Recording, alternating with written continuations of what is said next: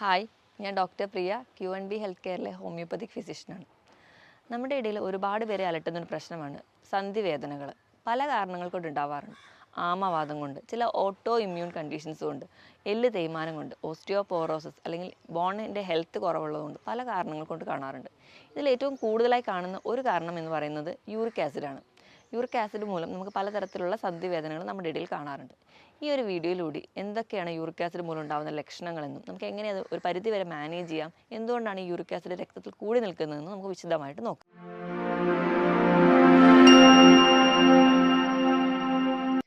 എന്താണ് uric acid? Uric acid എന്ന് പറയുമ്പോൾ നമ്മൾ കഴിക്കുന്ന ഭക്ഷണത്തിലെ പ്രോട്ടീൻ അല്ലെങ്കിൽ നമ്മുടെ ശരീരത്തിലെ ഓരോ കോശങ്ങളിലുള്ള ജനിതക ഘടകമായിട്ടുള്ള പ്രോട്ടീനുകൾ വിഘടിക്കും. പ്രോട്ടീൻ വിഘടിക്കുന്നതിൻ്റെ ഭാഗമായിട്ട് പ്യൂരിൻ എന്ന് പറയുന്ന ഒരു കമ്പോണൻറ്റ് ഉണ്ടാവും. ഈ പ്യൂരിൻ്റെ അല്ലെങ്കിൽ എൻ പ്രൊഡക്റ്റ് ആയിട്ട് ഉണ്ടാകുന്ന ഒന്നാണ് യൂറിക് ആസിഡ്. യൂറിക് ആസിഡ് എന്ന് പറയുമ്പോൾ നമ്മളെല്ലാവരും കരുതും എന്തോ നമ്മുടെ ശരീരത്തിന് ദോഷം വരുന്ന ഒരു പ്രൊഡക്റ്റ് അല്ലെങ്കിൽ ഒരു കോമ്പൗണ്ട് ആണ് എന്നാണ് നമ്മൾ കരുതാറ്. പക്ഷേ ഇത് നമുക്ക് ഒരുപാട് അസുഖങ്ങളോ അല്ലെങ്കിൽ ചില രോഗങ്ങളോ ഉണ്ടാക്കുന്നുണ്ടെങ്കിലും ഒരു 50% യൂറിക് ആസിഡ് നമ്മുടെ ശരീരത്തിന് ഗുണങ്ങൾ ചെയ്യുന്നുണ്ട്. ഇത് നല്ലൊരു ആൻറ്റി ഓക്സിഡൻ്റ് ആണ്. ആൻറ്റി ഓക്സിഡൻ്റ് എന്ന് പറയുമ്പോൾ നമ്മുടെ ശരീരത്തിൽ പല ഓക്സിഡേറ്റീവ് സ്ട്രെസ് കണ്ടീഷൻസ് ഉണ്ടാവുന്നുണ്ട്.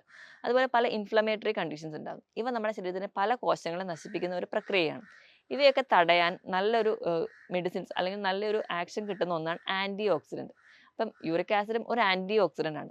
അതുകൊണ്ട് തന്നെ നമുക്ക് ഒരു പരിധിവരെ ക്യാൻസർ പോലെയുള്ള രോഗങ്ങളെ തടയാനും യൂറിക് ആസിഡ് സഹായിക്കുന്നുണ്ട്. ഇതൊരു ലിമിറ്റിൽ കൂടുതലാവുമ്പോൾ മാത്രമാണ് നമുക്ക് പല കണ്ടീഷൻസ് ഉണ്ടാക്കുന്നത്. എത്രയാണ് ഇതിൻ്റെ ലിമിറ്റ് എന്ന് നോക്കാം. പുരുഷന്മാരെ എടുക്കുകയാണെങ്കിൽ ഒരു 6.5 മില്ലിഗ്രാം പെർ ഡെസിലിറ്റർ വരെ ആവും. സ്ത്രീകളിലെ എടുക്കുകയാണെങ്കിൽ 5.9 മില്ലിഗ്രാം പെർ ഡെസിലിറ്റർ വരെ ആവും. സ്ത്രീകളിൽ കുറച്ച് യൂറിക് ആസിഡിൻ്റെ പ്രശ്നങ്ങൾ പൊതുവെ കുറഞ്ഞിരിക്കുന്നതായിട്ട് കാണാം. ഇതിന് കാരണം എന്താണെന്ന് വെച്ചിട്ടുണ്ടെങ്കിൽ സ്ത്രീകളിലുള്ള ഈസ്ട്രജൻ എന്ന് പറയുന്ന ഹോർമോൺ ഇത് നമുക്ക് കൃത്യമായിട്ടുള്ളത് കൊണ്ട് തന്നെ ഇത് യൂറിക് ആസിഡിനെ ശരീരത്തിൽ നിന്ന് പുറന്തള്ളാൻ വേണ്ടി സഹായിക്കുന്നുണ്ട്. അതുകൊണ്ട് തന്നെയാണ് സ്ത്രീകളിൽ പൊതുവെ യൂറിക് ആസിഡിൻ്റെ പ്രശ്നങ്ങൾ കുറയുന്നത്. എപ്പോഴും ഒരു ആർത്ത വിരാമത്തോടു കൂടിയാണ് യൂറിക് ആസിഡിൻ്റെ പ്രശ്നങ്ങൾ സ്ത്രീകളിൽ കണ്ടു തുടങ്ങുന്നത്. ഈ യൂറിക് ആസിഡ് എന്ന് പറയുന്ന വസ്തു നമ്മുടെ ശരീരത്തിൽ ഉണ്ടായി കഴിഞ്ഞു കഴിഞ്ഞാൽ അത് കിഡ്നിയിൽ രക്തത്തിലൂടെ കലർന്ന് കിഡ്നിയിലെത്തുകയും കിഡ്നിയിൽ വെച്ച് അരിച്ച് അത് മലത്തിലൂടെയും മൂത്രത്തിലൂടെയും പുറന്തള്ളും. 70% മൂത്രത്തിലൂടെയാണ് പുറന്തള്ളുന്നത്. അതുകൊണ്ട് തന്നെ നല്ലപോലെ വെള്ളം കുടിക്കുകയാണെങ്കിൽ കുറച്ച് യൂറിക് ആസിഡ് കൂടി നിന്നാലും അത് മൂത്രത്തിലൂടെ പുറന്തള്ളുന്നതായിട്ട് കാണാം. ഇതൊക്കെയാണ് പ്രധാനമായിട്ടും യൂറിക് ആസിഡിൻ്റെ പ്രശ്നങ്ങൾ. യൂറിക് ആസിഡ് ശരീരത്തിൽ അല്ലെങ്കിൽ രക്തത്തിൽ കൂടി നിൽക്കുന്ന കണ്ടീഷനെ നമ്മൾ ഹൈപ്പർ യൂറീസീമിയ എന്ന് പറയും. ഈ പറയുന്ന ഹൈപ്പർ യൂറീസീമിയ വന്നു കഴിഞ്ഞാൽ ഈ യൂറിക് ആസിഡുകളെല്ലാം ചേർന്ന് ഒരു ക്രിസ്റ്റൽ ആവും. ക്രിസ്റ്റൽ എന്ന് പറയുമ്പോൾ നമ്മുടെ വീട്ടിലുള്ള കല്ലുപ്പോ അല്ലെങ്കിൽ നമ്മുടെ പഞ്ചസാരയുടെ ചെറിയ തരികളായിട്ട് ഫോം ചെയ്യും. ഇങ്ങനെയുള്ള ക്രിസ്റ്റലുകൾ നമ്മുടെ സന്ധികളിൽ അടിയുമ്പോൾ അത് ഗൗട്ട് അല്ലെങ്കിൽ സന്ധി വേദനയിലേക്കും കിഡ്നിയിൽ അടിഞ്ഞു കഴിഞ്ഞാൽ കിഡ്നി സ്റ്റോൺ ആയിട്ട് മാറുന്നതായിട്ട് കാണാം. ഇതൊക്കെയാണ് യൂറിക് ആസിഡിന്റെ ജനറൽ ആയിട്ടുള്ള പ്രശ്നങ്ങൾ. ഇനി നമുക്ക് എന്തുകൊണ്ടൊക്കെയാണ് യൂറിക് ആസിഡ് കൂടുന്നതെന്ന് നോക്കാം. ഒന്നാമതായിട്ട് അമിതവണ്ണം അല്ലെങ്കിൽ പൊണ്ണത്തടി. അമിതവണ്ണം എന്ന് പറയുമ്പോൾ നമ്മുടെ ശരീരത്തിൽ അതുപോലെ തന്നെ കോശങ്ങളുടെ എണ്ണം കൂടുതലാണ്. കോശങ്ങളുടെ എണ്ണം കൂടുമ്പോൾ ഓരോ കോശങ്ങളിലുണ്ടാകുന്ന മെറ്റബോളിക് ആക്ടിവിറ്റിയും കൂടുതലായിട്ട് വരും. അതുകൊണ്ട് തന്നെ പ്രോട്ടീൻ്റെ പ്രൊഡക്ഷൻ കൂടുതലാവുന്നു. അത് ഡീകമ്പോസ് ചെയ്ത് യൂറിക് ആസിഡ് ആവുന്നു. അങ്ങനെ കൂടുന്നു. അതായത് അമിതവണ്ണത്തിന് ഒരു ബേസ് കോസ് എന്ന് പറഞ്ഞിട്ടുണ്ടെങ്കിൽ ആഹാരം ചിട്ടയല്ല, അതോടൊപ്പം കൃത്യമായ ഒരു വ്യായാമവും ഇല്ല. അങ്ങനെ അമിതവണ്ണമാണ് ഒരു കാരണം. രണ്ടാമതായി പറയുന്നത് ചില മരുന്നുകൾ കഴിക്കുമ്പോൾ ഹാർട്ട് കംപ്ലയിൻസോ അല്ലെങ്കിൽ കിഡ്നി കംപ്ലയിൻസ് ഒക്കെ ഉള്ളവർക്ക് അവർക്ക് കാലിൽ നീരോ അല്ലെങ്കിൽ മറ്റു നീരൊക്കെ കുറയാൻ വേണ്ടിയിട്ട് കൊടുക്കുന്ന ചില മെഡിസിൻസ് യൂറിക് ആസിഡ് കൂടുന്നതായിട്ട് കാണും.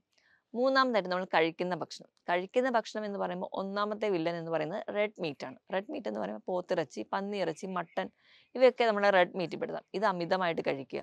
അതുപോലെ ഓർഗൺ മീറ്റ്, ലിവർ അല്ലെങ്കിൽ പാർട്സ്, മൃഗങ്ങളുടെയൊക്കെ പാർട്സ് കഴിക്കുന്നത് അതുവഴി നമുക്ക് കൂടുതലായിട്ട് ഹാർട്ടോ ലിവറൊക്കെ കഴിക്കുന്നതിൻ്റെ ഭാഗമായിട്ട് നമുക്ക് യൂറിക് ആസിഡ് കൂടുന്നതായിട്ട് കാണാം. മൂന്നാമതായിട്ട് പറയേണ്ടത് ഹൈ ഫ്രക്ടോസ് കോൺ സിറപ്പ് അടങ്ങിയിട്ടുള്ള ഭക്ഷണം. അതായത് ഇന്ന് കാണുന്ന എല്ലാ ബേക്കറി പ്രോഡക്ട്സും എല്ലാ സിറപ്പുകളും ഇവയിലൊക്കെ ഫ്രക്ടോസ് കണ്ടന്റ് ആണ് കൂടുതലായിട്ടുള്ളത്. നമുക്കറിയാം ഇന്ന് പണ്ടത്തെ വെച്ച് നോക്കുകയാണെങ്കിൽ പഞ്ചസാര അല്ല, അതിന് പകരം നമ്മൾ ഫ്രക്ടോസ് ആണ് കൂടുതലായിട്ടും ബേക്കറിയിൽ ഉൾപ്പെടുത്തുന്നത്. അതുകൊണ്ട് തന്നെ പണ്ടത്തെക്കാളും മധുരമാണ് ഇന്ന് പല ഐറ്റംസിനും ഉള്ളത്. ഇങ്ങനെ ഫ്രക്ടോസ് കൂടുതലായിട്ട് കൺവേർട്ട് ചെയ്യുമ്പോൾ അത് നമുക്ക് യൂറിക് ആസിഡ് കൺവേർഷനോട് പെട്ടെന്ന് വരുന്നുണ്ട്. അങ്ങനെ ഹൈ ഫ്രക്ടോസ് കോൺ സിറപ്പ് കൂടുന്നുണ്ട്. അതുപോലെ തന്നെ ഇപ്പോൾ വെജിറ്റേറിയൻസിനെ എടുക്കുകയാണെങ്കിൽ നമ്മൾ നോക്കുകയാണെങ്കിൽ ഇലക്കറികൾ, പയറ്, കടല, പരിപ്പ് ഇവ കൂടുതലായിട്ട് അല്ലെങ്കിൽ സ്ഥിരമായിട്ട് ഭക്ഷണത്തിൽ ഉൾപ്പെടുത്തുന്നവരാണെങ്കിൽ അതുവഴി യൂറിക് ആസിഡ് കൂടുന്നുണ്ട്. ഇതുപോലെ മദ്യപാനികളിലാണെങ്കിൽ ഏറ്റവും കൂടുതൽ കമ്പാരബിളി നോക്കുകയാണെങ്കിൽ ബിയർ കൂടുതൽ കഴിക്കുന്നവർക്ക് യൂറിക് ആസിഡ് പെട്ടെന്ന് കൂടുന്നതായിട്ട് കാണാം. അതിന് കാരണം ഈ ബിയറിലും ഫ്രക്ടോസ് ഉണ്ട്. ഇത് എൻ പ്രൊഡക്റ്റ് എന്ന് പറയുന്നത് യൂറിക് ആസിഡ് ആണ്. ഇങ്ങനെ ഈ ഒരു ഭക്ഷണ രീതിയാണ്. ഇതിന് പുറമേ തന്നെ ഏറ്റവും വലിയൊരു വില്ലൻ എന്ന് പറയുന്നത് ഈസ്റ്റ് അടങ്ങിയ ഭക്ഷണങ്ങളാണ്.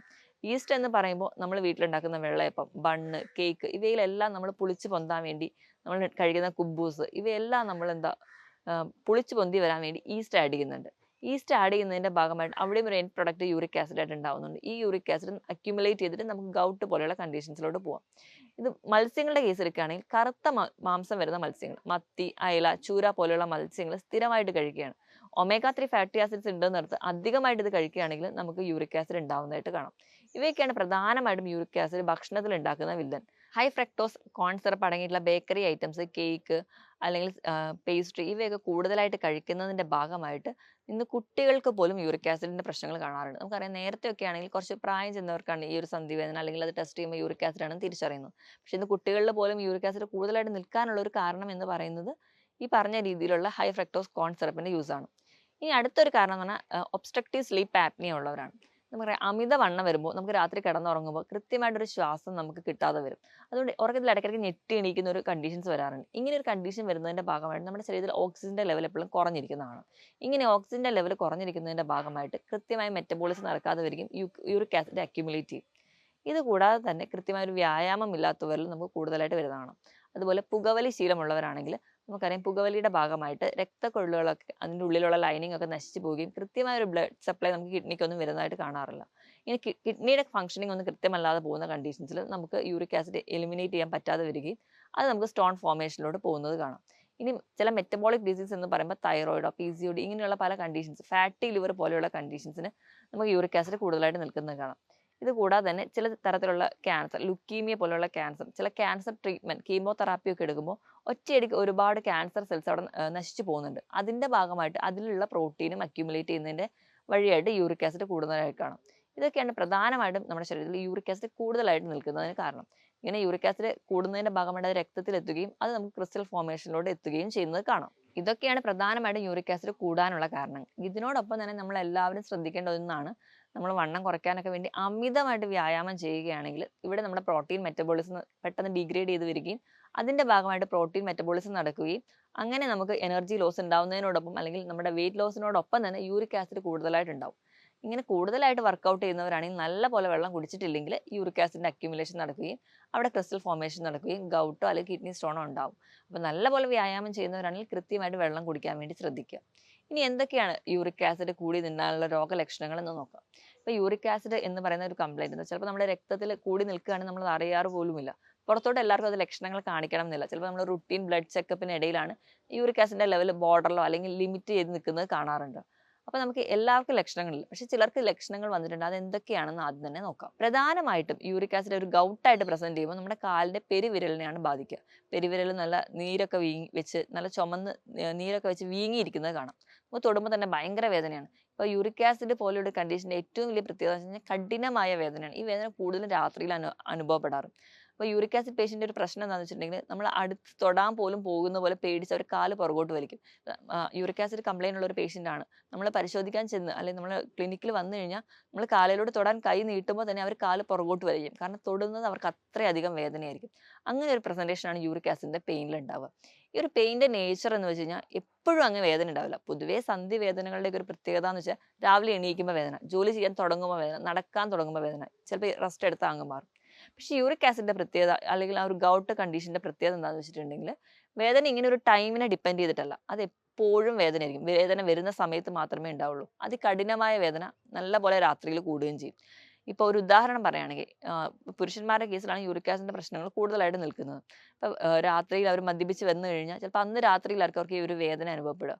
കൂടുതലായിട്ടും കാലിൻ്റെ പെരുവിരൽ, അത് കഴിഞ്ഞ് കാലിൻ്റെ കുഴ, കൈയിൻ്റെ മുട്ട് ഇങ്ങനെയുള്ള ജോയിൻസിലൊക്കെ ഫോം ചെയ്യാറുണ്ട്. ഇങ്ങനെ വേദന വരുന്ന സമയത്ത് ആ ഒരു പെട്ടെന്നുള്ള വേദന നമ്മൾ കൺട്രോൾ ചെയ്യാൻ വേണ്ടി നമ്മൾ വേഗം ഒരു പെയിൻ കില്ലർ ഡിപ്പെൻഡ് ചെയ്യും.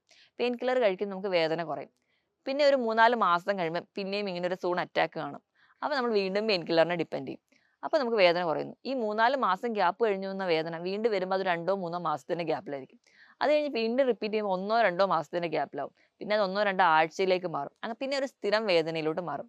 ഓരോ തവണയും നമ്മൾ പെയിൻ കില്ലേഴ്സിനെ ഡിപ്പെൻഡ് ചെയ്യുമ്പോൾ ആ ഒരു നമുക്ക് വേദന കുറയുന്നതായി കാണാം. പക്ഷെ നമുക്ക് അതുപോലെ തന്നെ നമ്മുടെ കിഡ്നീനെയും ബാധിക്കുന്നുണ്ട്. അത് നമ്മൾ ഓർക്കാതെയാണ് നമ്മൾ ആ ഒരു ടൈമിൽ വേണ്ടിയിട്ട് പെയിൻ കില്ലേഴ്സിനെ ഡിപ്പെൻഡ് ചെയ്യുക. അപ്പോൾ നമ്മൾ ഒരു പെയിൻ കില്ലറിനെ ഡിപ്പെൻഡ് ചെയ്യുന്നതിന് ഭേദം ഏറ്റവും നല്ല നമ്മുടെ യൂറിക് ആസിഡ് എങ്ങനെ കൺട്രോൾ ചെയ്യാം എന്നുള്ളതാണ് നമ്മൾ നോക്കേണ്ടത്. അപ്പോൾ ആദ്യം തന്നെ ഇങ്ങനെ വേദന വരുന്നുണ്ടെങ്കിൽ നിങ്ങളൊരു ഡോക്ടറുടെ കൺസൾട്ടേഷൻ എടുക്കുക. അപ്പോൾ ഇങ്ങനെ എന്തെങ്കിലും രാത്രി വേദന അനുഭവപ്പെട്ടു, അല്ലെങ്കിൽ നിങ്ങൾ പെട്ടെന്ന് ജോലിക്ക് പോകുമ്പോൾ സ്റ്റെയർ കയറുന്ന സമയത്തായിരിക്കും പെട്ടെന്ന് കാലിലൊരു പിടുത്തം അല്ലെങ്കിൽ ഒരു വേദന, അതികഠിനമായ വേദനയായിരിക്കും. നമുക്ക് എപ്പോഴും ഒരു ഡോക്ടറെ അഡ്വൈസ് നേടേണ്ട കണ്ടീഷൻ ആയിരിക്കും. ഇപ്പം ഇങ്ങനെ ഒരു കണ്ടീഷൻ ഉണ്ടെങ്കിൽ ഒരു ഡോക്ടറുടെ കൺസൾട്ടേഷൻ എടുത്ത് ഒരു ബോഡി ചെക്കപ്പിലൂടെ നമുക്ക് യൂറിക് ആസിഡിന്റെ ലെവൽ നോക്കാൻ പറ്റുന്നതാണ്. അപ്പോൾ ഇങ്ങനെയൊക്കെ ഒരു ലക്ഷണങ്ങളാണ് കാണുക. ഇത് ആദ്യം കാലിനെ മാത്രം ബാധിച്ചു, ബാക്കി ശരീരത്തിലെ പല ജോയിന്റ്സിനെയും ബാധിക്കും. ക്രിസ്റ്റൽ ഇങ്ങനെ അടിയുന്നത് വലുതായി വരുമ്പോൾ ചിലപ്പോൾ ചിലരുടെ കാലിന്റെ മുട്ടിലോ അല്ലെങ്കിൽ കൈയിന്റെ മുട്ടിന്റെ പുറകിലൊക്കെ ഒരു ബോൾ, ഒരു ടെന്നീസ് ബോളിന്റെ വലുപ്പത്തിൽ ഒരു മുഴ പോലെ നിൽക്കുന്നത് കാണാം. ഇതിന് നമ്മൾ ടോഫൈ എന്ന് പറയും. ഇതും യൂറിക് ആസിഡിന്റെ ക്രിസ്റ്റൽസ് അടിയുന്നതിന്റെ ഭാഗമായിട്ട് ഉണ്ടാവുന്നതാണ്. ഇവ നമ്മൾ വീണ്ടും ശ്രദ്ധിക്കാതെ പോയി കഴിഞ്ഞാൽ അവിടെ വ്രണങ്ങളൊക്കെ വന്ന് അൾസറേറ്റ് ചെയ്യാനുള്ള ടെംപ്റ്റേഷൻസ് വരെയുണ്ട്. അപ്പം ഇതൊക്കെയാണ് പ്രധാനമായിട്ടും യൂറിക് ആസിഡിന്റെ പ്രശ്നം. ഇനി ഇത് കിഡ്നിയിലോട്ട് ബാധിക്കുമ്പോൾ കിഡ്നിയിൽ സ്റ്റോൺ ആയിട്ടാണ് പ്രസന്റ് ചെയ്യുക. കിഡ്നി സ്റ്റോണിന്റെ പ്രത്യേകത എന്താണെന്ന് വെച്ചിട്ടുണ്ടെങ്കിൽ നമുക്കറിയാം, നടുവിന്റെ ഭാഗത്ത് നിന്ന് ഫ്രണ്ടിലോട്ട് വേദന വരുന്നത് കാണാം, മൂത്രം ഒഴിക്കുമ്പോൾ പത വരുന്നത് കാണാം, മൂത്രം കണ്ടിന്യൂസ് ആയിട്ട് പോകില്ല, അതികഠിനമായ വേദന വരുന്നത് കാണാം. അപ്പം യൂറിക് ആസിഡ് കൂടിയ ജോയിൻസിന് മാത്രമല്ല, അതുപോലെ കിഡ്നിനെ ഇതുപോലെ തന്നെ അല്ലെങ്കിൽ ഇത്രയും പ്രധാനമായിട്ട് തന്നെ ബാധിക്കുന്നുണ്ട്. അപ്പം നമ്മൾ എത്രയും പെട്ടെന്ന് ഒരു ഡോക്ടറുടെ കൺസൾട്ടേഷൻ എടുക്കുക, കൃത്യമായ ഡയറ്റ് അല്ലെങ്കിൽ കൃത്യമായ ഒരു വ്യായാമം ഡോക്ടർ പറഞ്ഞു തരിക, അതിനോടൊപ്പം തന്നെ ആവശ്യമെങ്കിൽ മാത്രം മരുന്ന് കഴിക്കുകയാണെങ്കിൽ നമുക്ക് യൂറിക് ആസിഡ് ഈസി ആയിട്ട് കൺട്രോൾ ചെയ്യാൻ പറ്റുന്ന ഒരു കണ്ടീഷനാണ്. ഇനി നമുക്ക് തന്നെ ഡൗട്ടാണ്, നമുക്കിങ്ങനെ വേദനയൊക്കെ ഉണ്ട്, അങ്ങനെയെങ്കിൽ നമുക്ക് തന്നെ ബ്ലഡ് ടെസ്റ്റ് ചെയ്യാവുന്നേ ഉള്ളൂ. ബ്ലഡ് ടെസ്റ്റ് ചെയ്യുമ്പോൾ യൂറിക് ആസിഡിന്റെ ലെവൽ നിങ്ങൾ നോക്കുക. ഞാൻ നേരത്തെ ആദ്യം പറഞ്ഞതുപോലെ ഒരു ലിമിറ്റിൽ മുകളിലാണ് അല്ലെങ്കിൽ ഒരു ബോർഡർ ആണെങ്കിൽ നമ്മൾ കൺട്രോൾ ചെയ്താൽ നമുക്ക് യൂറിക് ആസിഡ് കൂടി പോവാതെ അല്ലെങ്കിൽ ഗൗട്ടിൽ എത്താതിരിക്കുന്നത് കാണാം. ഇനിയിപ്പോൾ യൂറിക് ആസിഡിന്റെ ക്രിസ്റ്റൽ ആണ് നിങ്ങൾക്ക് ഫോം ചെയ്തതെങ്കിൽ മസ്കുലോ സ്കെലിറ്റൽ അൾട്രാസൗണ്ട് സ്കാൻ ചെയ്തിട്ടുണ്ടെങ്കിൽ യൂറിക് ആസിഡ് ക്രിസ്റ്റൽ നിങ്ങൾക്ക് കാണാൻ പറ്റും. ഇത് കൂടാതെ ഡയബറ്റിക്കോ അല്ലെങ്കിൽ മറ്റ് കിഡ്നി ഫംഗ്ഷൻസോ ലിവർ ഫംഗ്ഷനോ ഒക്കെ ചെയ്തിട്ടുണ്ടെങ്കിൽ നമുക്ക് ഒരു പരിധി വരെ ഇതിനോട് അസോസിയേറ്റ് ചെയ്ത എന്തെങ്കിലും കണ്ടീഷൻസ് കൂടി ഉണ്ടോ എന്ന് തിരിച്ചറിയാൻ പറ്റും. ഇങ്ങനെ യൂറിക് ആസിഡ് കൂടി നിൽക്കുകയാണെങ്കിൽ ഇതിന് പല കോംപ്ലിക്കേഷൻസ് ഉണ്ട്. നമ്മൾ കരുതും സന്ധി വേദനയിൽ മാത്രം ഒതുങ്ങും, പക്ഷേ അങ്ങനെയല്ല. യൂറിക് ആസിഡ് നമ്മുടെ രക്തത്തിൽ അല്ലെങ്കിൽ നമ്മുടെ ശരീരത്തിൽ കൂടി നിൽക്കുകയാണെങ്കിൽ നമ്മുടെ രക്തക്കുഴലുകളിൽ അല്ലെങ്കിൽ നമ്മുടെ കോശത്തിന്റെ ഉള്ളിലുള്ള ലൈനിങ് ആയിട്ടുള്ള എൻഡോതീലിയലിനെ ബാധിക്കും. ഈ എൻഡോതീലിയൽ ഡിസ്ഫങ്ഷൻ എന്ന് പറയുന്ന ഒരു കണ്ടീഷനിലോട് എത്തിച്ചേരും. അതായത് ഉള്ളിലുള്ള ചെറിയ ലൈനിങ് എല്ലാം നശിക്കും. ഇതിന്റെ ഭാഗമായിട്ടാണ് മറ്റ് പല കോംപ്ലിക്കേഷൻസും നമുക്ക് ഉണ്ടാകുന്നത്. ഇങ്ങനെ ഉണ്ടാകുന്ന ഒന്നാമത്തെ കോംപ്ലിക്കേഷൻ എന്ന് പറയുന്നത് ഹാർട്ട് കംപ്ലയിൻസ് ആണ്. ഇങ്ങനെ എൻഡോതീലിയൽ ഡിസ്ഫങ്ഷൻ ഉണ്ടാവുന്നതിന്റെ ഭാഗമായിട്ട് നമ്മുടെ ഹാർട്ടിലേക്കുള്ള കൃത്യമായിട്ടൊരു ബ്ലഡ് പമ്പിങ് ഉണ്ടാവില്ല. ഹാർട്ടിൽ ക്ലോട്ട് വരാനുള്ള ടെംപ്റ്റേഷൻ കൂടുതലാണ്. ക്ലോട്ട് വന്നു കഴിഞ്ഞാൽ അതിന്റെ ഒരു ആഫ്റ്റർ ഇഫക്റ്റ് ആയിട്ട് സ്ട്രോക്ക് ഉണ്ടാവാനുള്ള ചാൻസ് ഉണ്ട്. അങ്ങനെയാണ് യൂറിക് ആസിഡ് കൂടി നിൽക്കുന്നവരിൽ സ്ട്രോക്ക് പോലെയുള്ള കണ്ടീഷൻസ് ഉണ്ടാവുന്നത്. ഇനി ഹാർട്ട് കംപ്ലയിൻസിന്റെ കണക്കെടുക്കുകയാണെങ്കിൽ യൂറിക് ആസിഡ് കൂടി നിൽക്കുന്നവർക്ക് നോർമൽ ഉള്ള ആൾക്കാരെക്കാളും 45% ചാൻസ് കൂടുതലാണ് ഹാർട്ട് കംപ്ലയിൻസ് ഉണ്ടാവുന്നത്. ഇനി അടുത്തൊരു കംപ്ലയിന്റ് എന്ന് പറഞ്ഞിട്ടുണ്ടെങ്കിൽ ഇപ്പൊ പുരുഷന്മാരിലാണെങ്കിൽ സെക്ഷൽ ഡിസ്ഫങ്ഷൻസ് ഉണ്ടാവുന്നുണ്ട്. അതായത് ഉദ്ധാരണക്കുറവ് അല്ലെങ്കിൽ ഇറക്ടൈൽ ഡിസ്ഫങ്ഷൻ പോലെയുള്ള കണ്ടീഷൻസ് ഉണ്ടാവും. ഇതിന് ഒരു കാരണവും എൻഡോതീലിയൽ ഡിസ്ഫങ്ഷൻ ആണ്. കറക്റ്റ് ആയിട്ടുള്ള ഒരു ബ്ലഡ് സപ്ലൈ ഉണ്ടാവില്ല, അതിന്റെ ഭാഗമായിട്ടും ഈ ഒരു കംപ്ലയിന്റ് ഉണ്ടാവുന്നതായിട്ട് കാണാം. ഇങ്ങനെയുള്ള കോംപ്ലിക്കേഷൻസ് കാണാറുണ്ട്. നമുക്ക് പ്രധാനമായും യൂറിക് ആസിഡ് ശ്രദ്ധിച്ചാൽ തന്നെ ഈ ഒരു കോംപ്ലിക്കേഷൻസ് ഹാർട്ട് കംപ്ലയിൻസ് ഒക്കെ തടയാവുന്നതേ ഉള്ളൂ. നമുക്ക് ആ ഒരു മാനേജ്മെന്റ് സൈഡിലോട്ട് വരികയാണെങ്കിൽ എങ്ങനെ നമുക്ക് മാനേജ് ചെയ്യാമെന്ന് നോക്കാം. ഒന്നാമതായിട്ട് നമ്മൾ ഭക്ഷണം കൺട്രോൾ ചെയ്യണം. ഭക്ഷണം കൺട്രോൾ ചെയ്യുക എന്ന് പറയുമ്പോൾ ഞാൻ നേരത്തെ പറഞ്ഞ പോലെ പ്രോട്ടീൻ എല്ലാം ഒഴിവാക്കണ്ട, പ്യൂരിൻ അടങ്ങിയിട്ടുള്ള പ്രോട്ടീനുകൾ ഒഴിവാക്കിയാൽ മതി. അതായത് നിങ്ങൾക്ക് ഒഴിവാക്കേണ്ടത് പയറ്, കടല, പരിപ്പ്, ഇലക്കറികൾ, കോളിഫ്ലവർ, ബ്രക്കോളി പോലുള്ള ഇലക്കറികൾ നിങ്ങൾ ഒഴിവാക്കുക. അതോടൊപ്പം തന്നെ റെഡ് മീറ്റ് കംപ്ലീറ്റ് ആയിട്ട് നിർത്തണം. റെഡ് മീറ്റിനോടൊപ്പം തന്നെ organ meat, high fructose corn syrup അടങ്ങിയിട്ടുള്ള ബേക്കറി ഐറ്റംസ്, പേസ്ട്രി, കേക്ക് ഇവയൊക്കെ നിർത്തുന്നത് നിങ്ങൾക്ക് ചെറുപ്പകാലം തൊട്ടേ തന്നെ ഈ ഒരു ശീലം ഉണ്ടെങ്കിൽ, നമ്മൾ കുഞ്ഞുങ്ങളെ തന്നെ ഇതൊന്നും മേടിച്ച് കൊടുക്കാതിരിക്കുകയാണെങ്കിൽ നമുക്ക് ഈ വകയിലുള്ള അസുഖങ്ങളൊന്നും പിന്നീട് ഉണ്ടാവത്തില്ല. പിന്നെ ഏറ്റവും ശ്രദ്ധിക്കേണ്ടതെന്ന് വെച്ചിട്ടുണ്ടെങ്കിൽ ഈസ്റ്റ് അടങ്ങിയിട്ടുള്ള ഭക്ഷണങ്ങൾ ഇത് കംപ്ലീറ്റ് ആയിട്ട് നിർത്തുക. ഇവയൊക്കെ നിർത്തിയാൽ തന്നെ ഒരു പരിധി വരെ നിങ്ങൾക്ക് യൂറിക് ആസിഡ് കുറയ്ക്കാം. ഇതൊക്കെ നിങ്ങൾ ഒഴിവാക്കേണ്ട ഭക്ഷണങ്ങളാണ്. അപ്പോൾ എന്താണ് നമ്മൾ കഴിക്കേണ്ടത് നോക്കാം. പ്രോട്ടീൻ കംപ്ലീറ്റ് ആയിട്ട് നിർത്തുമ്പോൾ നമ്മുടെ മസിൽസ് ഒക്കെ വേസ്റ്റിംഗ് വരും. അപ്പോൾ നിങ്ങൾക്ക് കഴിക്കാവുന്ന പ്രോട്ടീൻ ഏതാണെന്ന് വെച്ച് കഴിഞ്ഞാൽ നിങ്ങൾക്ക് മുട്ട കഴിക്കാം. മുട്ട നിങ്ങൾക്ക് കൊളസ്ട്രോൾ ഒന്നും ഇല്ലെങ്കിൽ 3-4 മുട്ടയുടെ വെള്ള കഴിക്കാവുന്നതാണ്. ഒരു മുട്ടയുടെ കംപ്ലീറ്റ് ആയിട്ടും കഴിക്കാവുന്നതാണ്. മുട്ട കഴിക്കുന്നതുകൊണ്ട് യാതൊരു ദോഷവും യൂറിക് ആസിഡില്ല. നിങ്ങൾക്ക് പാലും ഉപയോഗിക്കാവുന്നതാണ്. പാട കളഞ്ഞ ശേഷം പാലും ഉപയോഗിക്കാവുന്നതാണ്. ഈ പ്രോട്ടീനൊക്കെ നിങ്ങൾക്ക് കഴിക്കാം. ബാക്കി പ്രോട്ടീനെല്ലാം കംപ്ലീറ്റ്ലി ഒഴിവാക്കണം എന്നല്ല, ഒന്ന് നിങ്ങൾ മിതമായ രീതിയിൽ ഉൾപ്പെടുത്താൻ വേണ്ടി ശ്രദ്ധിക്കുക. മുട്ടയോടൊപ്പം തന്നെ നിങ്ങൾക്ക് ചിക്കൻ കഴിക്കാവുന്നത്. ചിക്കൻ എന്ന് പറയുമ്പോൾ ലീൻ പ്രോട്ടീനാണ്. ഇവ കഴിക്കുന്നത് നിങ്ങൾക്ക് യാതൊരുവിധ ദോഷവും ചെയ്തില്ല. നിങ്ങൾക്ക് ഒരു ആഴ്ചയിൽ 100-150 ഗ്രാം ചിക്കൻ കറി വെച്ച് കഴിക്കാവുന്നതാണ്. ഇവ നിങ്ങൾക്ക് പ്രോട്ടീൻ്റെ ഘടകത്തിൽ പെടുത്താം. ഇനിയിപ്പോൾ നിങ്ങൾക്ക് യൂറിക് ആസിഡ് ഫോം ചെയ്ത് അല്ലെങ്കിൽ ക്രിസ്റ്റൽ ഫോർമേഷൻ ഒക്കെ ഉണ്ടായെങ്കിൽ ഈ ഒരു ക്രിസ്റ്റൽ ഒഴിവാക്കാൻ വേണ്ടിയിട്ട് നമുക്ക് ചെയ്യാവുന്നതാണ് വൈറ്റമിൻ സി അടങ്ങിയ ഭക്ഷണങ്ങൾ കൂടുതലായിട്ട് കഴിക്കുക. പേരയ്ക്ക, പപ്പായ, ഇങ്ങനെ നമ്മുടെ നാരങ്ങ, ഓറഞ്ച്, മുസമ്പി, സിട്രസ് ഇവയെല്ലാം വൈറ്റമിൻ സി റിച്ച് ആണ്. അപ്പോൾ നിങ്ങൾക്ക് അത് കഴിക്കുകയാണെങ്കിൽ ഒരു പരിധി വരെ ക്രിസ്റ്റൽ ഫോർമേഷനൊക്കെ തടയാൻ പറ്റും. ഏറ്റവും നല്ലത് എന്ന് പറയുന്നത് നമ്മുടെ നാട്ടിലൊക്കെ കിട്ടുന്ന ചെറി എന്ന് പറയുന്ന ഒരു ഫ്രൂട്ട് ഉണ്ട്. അതായത് നമ്മൾ കടയിലൊക്കെ മേടിക്കുന്ന സിറപ്പിൽ ഡിപ്പ് ചെയ്തിട്ടുള്ള ചെറിയല്ല, നമ്മുടെ നാട്ടിലൊക്കെ കിട്ടുന്ന ചെറി. ഈ ഒരു ചെറി അല്ലെങ്കിൽ ലൗലോലിക്ക, ഈ ഒരു കാൻബറി ഗണത്തിൽ പെടുന്ന ഫ്രൂട്ട്സ് ഒക്കെ കഴിക്കുകയാണെങ്കിൽ ഒരു 10 എണ്ണമെങ്കിലും നിങ്ങൾക്ക് ദിവസവും കഴിക്കുകയാണെങ്കിൽ യൂറിക് ആസിഡിന്റെ ക്രിസ്റ്റൽ ഫോർമേഷൻ ഉള്ളവരാണെങ്കിൽ അത് നിങ്ങൾക്ക് കുറയുന്നതായിട്ട് കാണാം. അതുപോലെ തന്നെ നിങ്ങൾക്ക് എല്ലാവർക്കും ചെയ്യാവുന്നതാണ് ആപ്പിൾ സിഡർ വിനെഗർ. ഇത് കഴിക്കുകയാണെങ്കിൽ, അതായത് ഇതിൻ്റെ ഒരു ഡ്രിങ്ക് മിക്സ് ചെയ്ത് കുടിക്കുകയാണെങ്കിൽ, ഒരു 150 ml വെള്ളം എടുക്കുക. ഒരു ചെറിയ ടീസ്പൂൺ അളവിൽ അതുകൂടി മിക്സ് ചെയ്തിട്ട് നിങ്ങൾക്ക് കുടിക്കാവുന്നതാണ്. ഇവയും നിങ്ങൾക്ക് ആ ഒരു ക്രിസ്റ്റൽ ഫോർമേഷൻ തടയുന്നത് കാണാം. ഇതെന്ന് പറഞ്ഞിട്ടുണ്ടെങ്കിൽ ആപ്പിൾ സിഡർ വിനെഗർ എന്ന് പറഞ്ഞാൽ ആപ്പിളിലുള്ള മാലിക് ആസിഡ് ആണ്. ഈ മാലിക് ആസിഡ് ഫെർമെൻറ്റ് ചെയ്ത് ഉണ്ടാക്കുന്ന ഒരു പ്രൊഡക്റ്റ് ആണ്. അപ്പം ഈ ഒരു മാലിക് ആസിഡ് നമുക്ക് ക്രിസ്റ്റൽ ഫോർമേഷൻ തടയുന്നത് കാണാൻ പറ്റും. അപ്പോൾ നിങ്ങൾ മാക്സിമം ഇത് വെറും വയറ്റിൽ കുടിക്കാതിരിക്കാൻ വേണ്ടി ശ്രദ്ധിക്കുക. എപ്പോഴും ഒരു ഇടനേരം, ഒരു 11 മണിക്ക് ഒരു ടൈമിൽ ഒരു ഷോർട്ട് സ്നാക്ക് പോലെ നിങ്ങൾക്ക് ഈ ഒരു വെള്ളം കുടിക്കാവുന്നതാണ്. കാരണം ചിലർക്കൊക്കെ ഇത് അസിഡിറ്റിയുടെ പ്രശ്നം ഉള്ളതുകൊണ്ടോ, അല്ലെങ്കിൽ ആപ്പിൾ സിഡർ വിനെഗർ നിങ്ങൾക്ക് എംപ്റ്റി സ്റ്റൊമക്കിൽ കുടിക്കുന്നതിൻ്റെ ഭാഗമായിട്ട് ഇനാമലിന് ചെറിയ പ്രശ്നം വരിക, പല്ലിന് പുളിപ്പ് വരിക തുടങ്ങിയ കളർ വേരിയേഷൻ, ഇനാമലിന് കളർ വേരിയേഷൻ ഒക്കെ ഉണ്ടാവുന്നതായിട്ട് കാണാറുണ്ട്. അപ്പം ഒരു 11 മണിക്ക് ഇത് കുടിക്കുകയാണെങ്കിൽ നിങ്ങൾക്ക് ആ ഒരു ക്രിസ്റ്റൽ ഫോർമേഷനും തടയുന്നത് കാണാം. അപ്പം ഇങ്ങനെയൊക്കെ ചെയ്യുക. അതിനോടൊപ്പം തന്നെ കൃത്യമായി വ്യായാമം ചെയ്യുക. നിങ്ങൾക്ക് വേദനയൊന്നും ഇല്ലാത്ത സമയത്താണെങ്കിൽ നിങ്ങൾ മാക്സിമം നിങ്ങളുടെ ബോഡി വെയിറ്റ് മെയിൻറ്റെയിൻ ചെയ്യാൻ വേണ്ടി ശ്രദ്ധിക്കുക. ബോഡി വെയിറ്റ് മെയിൻറ്റെയിൻ ചെയ്യുക എന്ന് പറഞ്ഞാൽ നിങ്ങളുടെ ഹൈറ്റിനനുസരിച്ച് നിങ്ങളുടെ ബോഡി വെയിറ്റ് മെയിൻറ്റെയിൻ ചെയ്യുക. അപ്പം അതായത് ഒരു 150 സെൻറ്റിമീറ്റർ ആണ് നിങ്ങളുടെ ഉയരമെങ്കിൽ നിങ്ങളുടെ വേണ്ട ബോഡി വെയിറ്റ് എന്ന് പറയുന്നത് 50 കിലോയാണ്. അതായത് 150 നിന്ന് 100 കുറയ്ക്കുക. 50 കിലോയാണ് നിങ്ങൾക്ക് വേണ്ടത്. ആ ഒരു രീതിയിൽ നിങ്ങളുടെ ബോഡി വെയിറ്റ് മെയിൻറ്റെയിൻ ചെയ്യുക. കൃത്യമായിട്ട് വെള്ളം കുടിക്കുക. അതായത് നിങ്ങളുടെ ശരീരഭാരത്തിനനുസരിച്ച് 25 കിലോയ്ക്ക് 1 ലിറ്റർ കണക്കെ നിങ്ങൾ വെള്ളം കൃത്യമായി കുടിക്കുക. നിങ്ങളുടെ ജോലിയെ ഡിപ്പെൻഡ് ചെയ്ത് നിങ്ങൾ കുടിക്കുന്ന വെള്ളത്തിൻ്റെ അളവും മാറി മാറി നിൽക്കും. നിങ്ങൾ ഒരുപാട് സൂര്യപ്രകാശം എക്സ്പോസ് ആകുന്ന ജോലികളാണ് ചെയ്യുന്നതെങ്കിൽ നിങ്ങൾ ഒരുപാട് വെള്ളം നിങ്ങൾ വിയർപ്പായി നഷ്ടപ്പെടുന്നുണ്ട്. അപ്പോൾ അതിനനുസരിച്ച് നിങ്ങൾ കുടിക്കുന്ന വെള്ളത്തിൻ്റെ ക്വാണ്ടിറ്റി മെയിൻറ്റെയിൻ ചെയ്യാൻ വേണ്ടി ശ്രദ്ധിക്കുക. ഇങ്ങനെയൊക്കെ ചെയ്യുകയാണെങ്കിൽ ഒരു പരിധിവരെ നമുക്ക് യൂറിക് ആസിഡ് മൂത്രത്തിലൂടെ പുറന്തള്ളുന്നതായിട്ട് കാണാൻ പറ്റും.